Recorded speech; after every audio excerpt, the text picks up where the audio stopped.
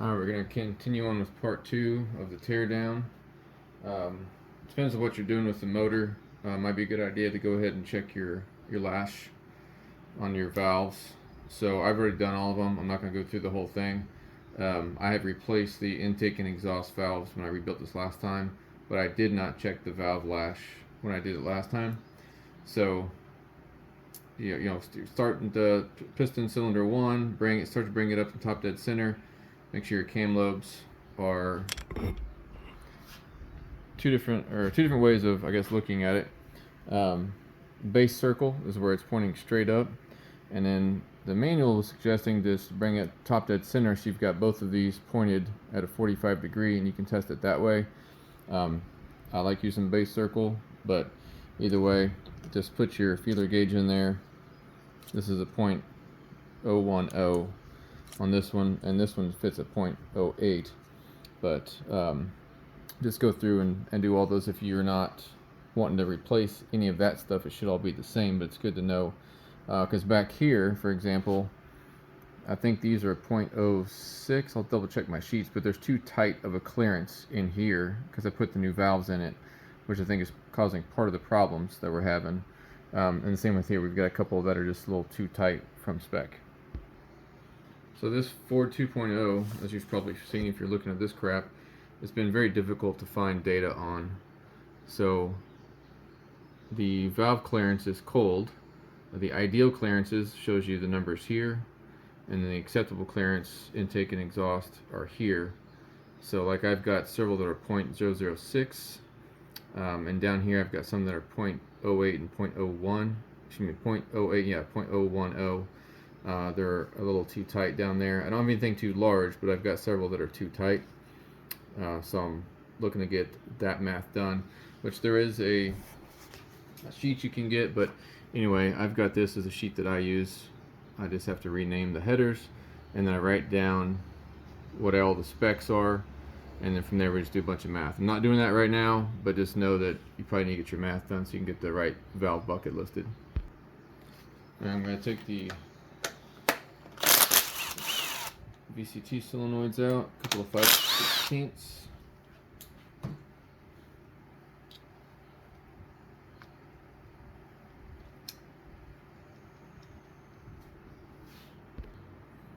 And these are the same item numbers, so they can go into either slot. They work the same. Alright, next I'm going to take the timing cover off. There's been a couple of notations on here with the marker. This is where one of the ground straps go. And then down here, there's a 10mm nut that goes on top of the stud that goes, or the nut for the timing cover. So I just marked it with a 10.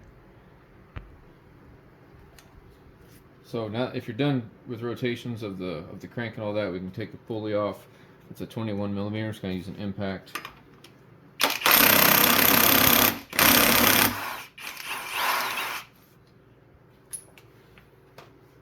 And then it should just slide off.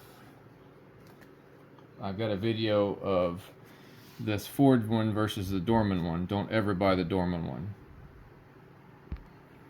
Alright, I'm going to zip these off. You don't need to see it. I'm just going to take out all of these bolts for the timing cover.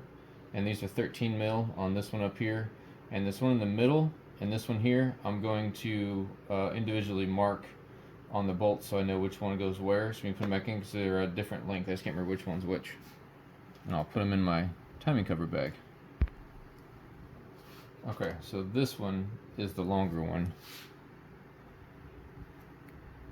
Not by much, but there is a difference. So I'm going to mark that one as the longer one, and then this one down here is a 10mm, not the 5/16. So I just wrote on there above crank, you know. So pulling these out, they're all the same length, so you can mix and match them, doesn't matter. They go here.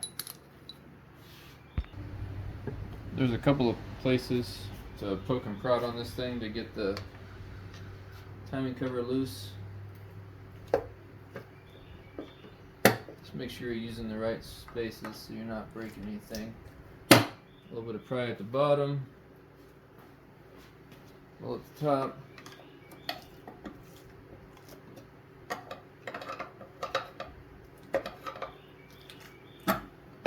starting to come apart pretty good.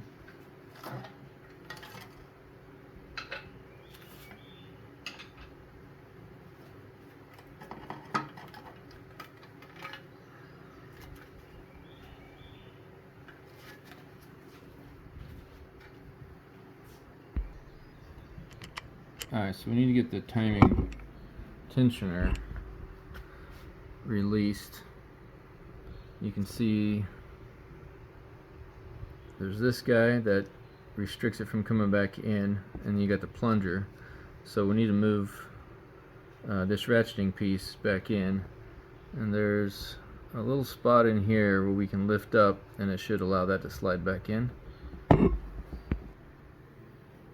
So I've got some old pins that I've kept from different tensioners, so we'll see which one works best here.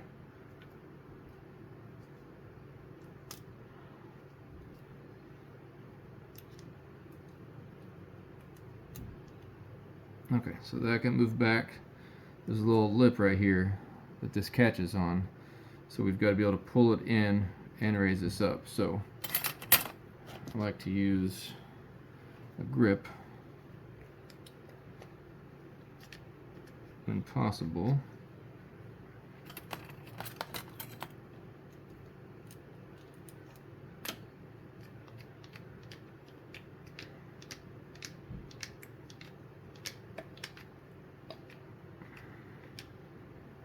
Push that back in, and that might be too thick.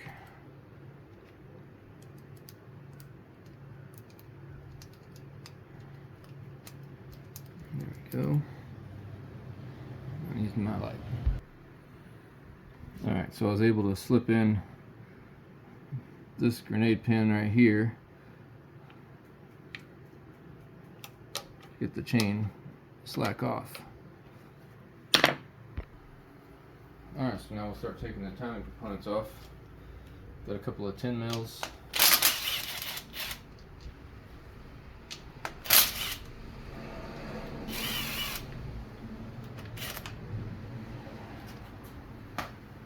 Put those in the box. And the rest are 5/16.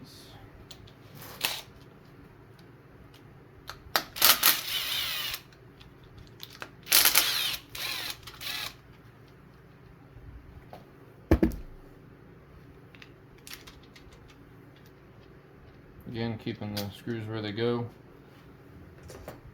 Putting in the timing box. And there should be enough slack to just pull this off.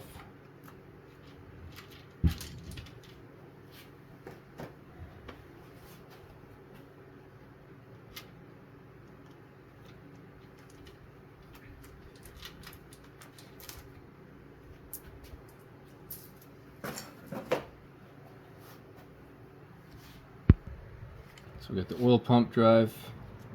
It's at 5/16. And it's got a spring right here. Careful when it comes off so it doesn't go somewhere you don't want it to or poke you in the face.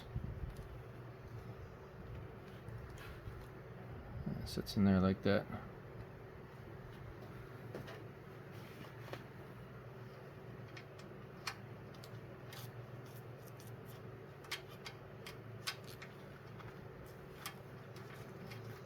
Don't remember if this has to come off of the sprocket to come off or not.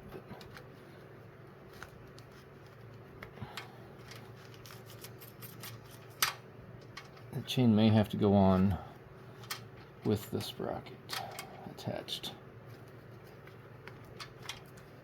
Feels like it. I feel like there's enough slack to come off by itself, but maybe. There it goes. Okay. Alright, before I forget here, so right here there's this washer. This runs on the back side of the crank against here because it's a press fit. Remember, there's no keyway on this, so don't lose that.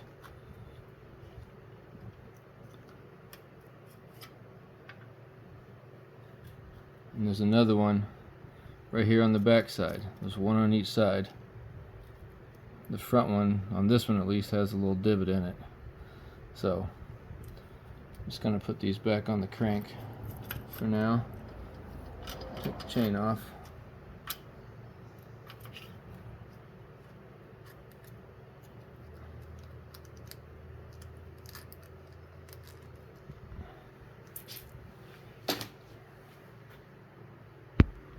While we're in here, you can see this little oil filter screen right here, and this is the line for the turbo, the oil feed tube. So you can see it goes right through here with the little filter. So it's a good idea to go ahead and, while you're taking it apart, take this thing out and clean it. Alright, so we're going to start taking the camshaft caps off. We're going to start here and then work our way back and in just a little bit at a time. You just want to break them free. And all of this is to help prevent the camshafts from being over torqued and bent as they're coming up, because they're under a lot of pressure. So work from the outside in just a little bit at a time. It's kind of boring, but this is kind of one of those important pieces to where it'll affect you later if you mess it up now. So I'm making sure that they're loose, and then I can more quickly go through and take them off.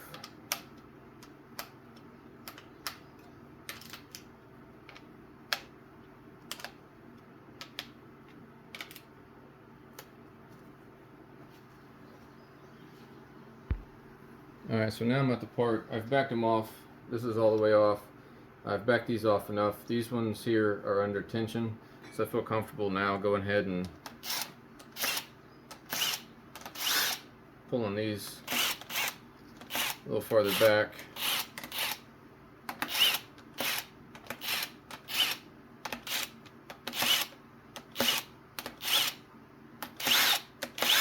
Okay, so everything should be free. Yep, now we can go ahead and take them off and get it out of there. So these cam caps, they all have to face the same way when you put them back together. They're machined that way, so it's a good idea to just go ahead and take a paint pen and put a mark on the leading edge that faces the front of the engine. If something happens and you get it backwards, it could just mess with stuff that you've done. So something as simple as that can help keep you organized. So everybody's got their own way of being organized. This is mine. I always use this end of the table. I always put whichever side of the motor goes here. In this case, this is the exhaust side, so exhaust here, intake here, and I'll put the cams on the same side along with the buckets. We're gonna pull the cams out now.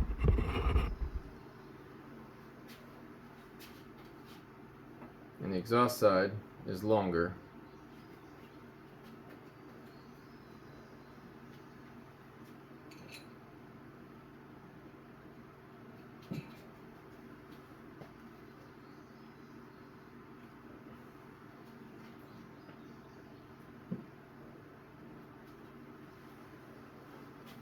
And then next we move on to the buckets in here. So the measurements we did earlier for the valve lash, we want to make sure these are all in the same sequence, that you put them in on there, so that way you don't get your measurements messed up, because these valve buckets have different sizes to them. I'll show you. I like to go through before I take them out or after. Just got to keep them in sequence and number them in the slot that they're in. So just 1 through whatever.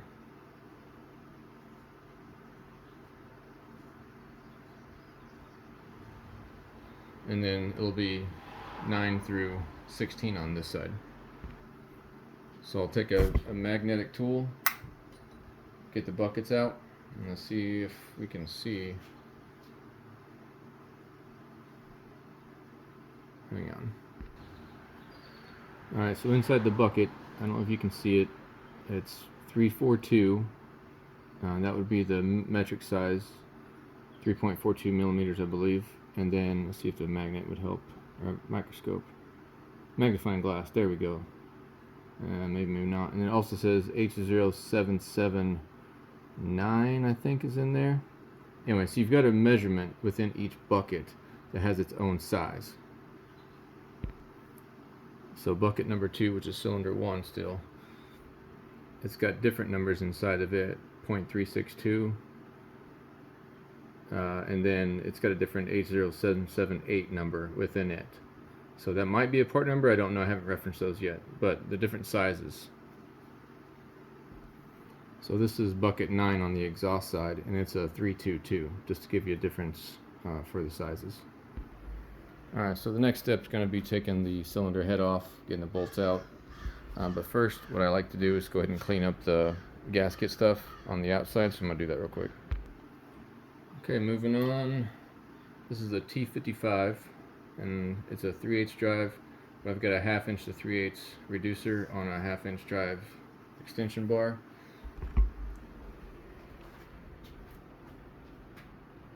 So you want to make sure that the head bolts don't have a bunch of oil in them, like there's a little bit at the bottom, and that's okay. But if they're full, you need to get that oil out. So there's 10 of these that we need to take off, and basically we're just going to do it outside to inside, a little bit at a time.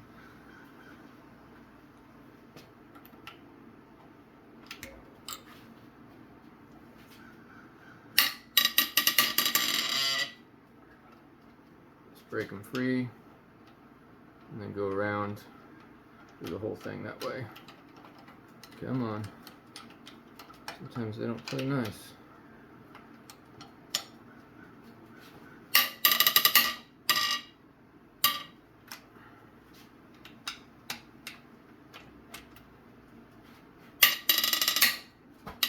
Yeah, and if it sounds like it's breaking, it'll make your butthole pucker a little bit the first time you hear that, but it'll be alright.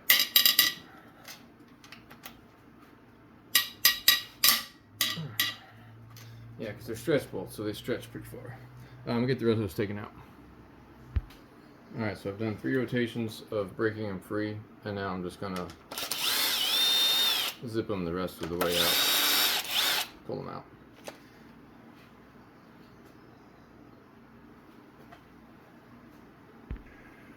So they're all backed out, and just go back to my handy magnet, pull them out, and these have to be replaced with new ones, which sucks because, you know, they're between $40 and $60 depending on what brand you buy, or more expensive.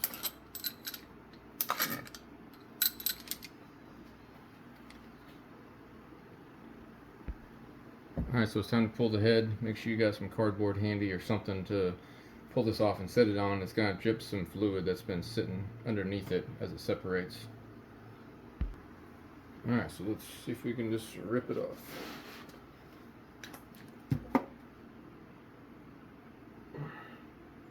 How's that look?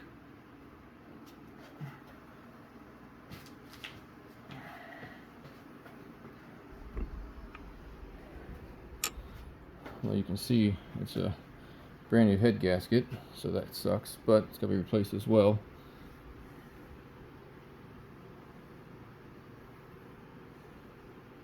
And some carbon, obviously, but still no telltale signs, so the pistons are pretty good there. Okay, well, I think I'm going to call that good for part 2, and we'll make a part 3 finishing up the block.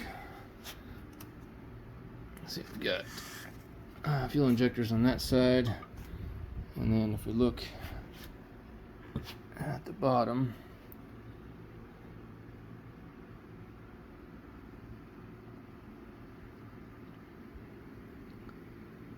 okay, well, I hope that helped you out. We'll look for number 3.